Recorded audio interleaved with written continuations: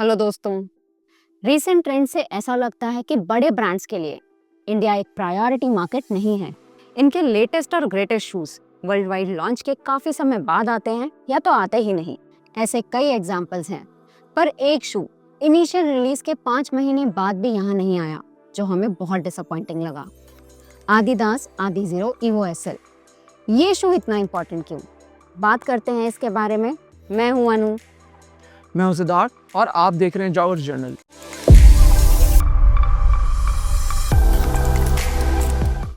Evo SL है क्या?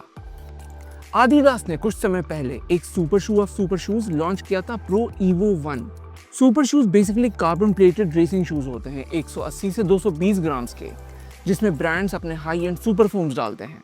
Pro Evo 1 इनका भी बाप है, क्योंकि ये सिर्फ एक मैराथन रन के लिए बनाया गया है जो एकदम top level Adidas athletes use करते हैं। एमआरपी है $500 यानी 50,000 रुपए और वेट सिर्फ 138 ग्राम्स।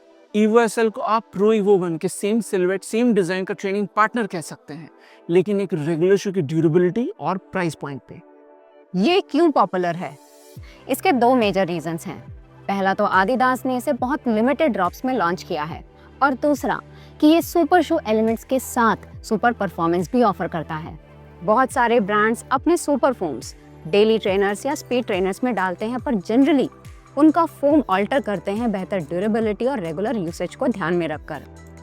ईवो एसएल में आदिदास प्रो 3 का एग्जैक्ट सेम फॉर्मुलेशन है, यानी जीरो कॉम्प्रोमाइज।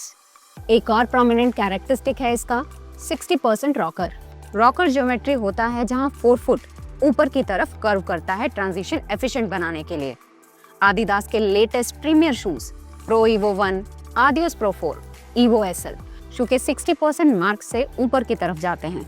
इसमें रनिंग अग्रेसिव तो लगता ही है, एज इफ ये आपको फॉरवर्ड टिल्ट कर रहा है नेक्स्ट स्टेप जाने के लिए, पर 4 फुट में फोम थिन भी नहीं लगता, जो हमने नूसा में एक्सपीरियंस किया। ये क्या कर सकता है? बेहतर क्वेश्चन होगा कि ये क्या नहीं कर सकता है। इस पे हमने कुछ 20 किलोमीटर तक के ही रन्स किए हैं, लेकिन विदाउट अ डाउट कह सकते हैं कि this is the best shoe we have ever tried. और विश्वास कीजिए, हमने बहुत सारे प्रीमियम शूज ट्राई किए हैं। इसका बाउंस बिना कार्बन फाइबर रॉड्स के और ज्यादा उभर के आता है। वेट है बस 224 ग्राम्स यूके 8.5 में, 39-33 स्टैक के साथ। लुक्स वाइज इसका black and white colour way athleisure या डे टू डे वेयर में भी बहुत ही क्लीन और एलिगेंट लगता है। ये कब अवेलेबल होगा? ऑनेस्टली हमें भी नहीं पता। आदिदास ऑलरेडी ईवो एसएल का वर्ल्ड वाइड लॉन्च कर चुका है 20 मार्च को, पर ये इंडिया नहीं आया। सिर्फ ईवो एसएल ही नहीं, प्रो 4 और आदिदास 9 भी इंडियन वेबसाइट्स में नहीं दिख रहे।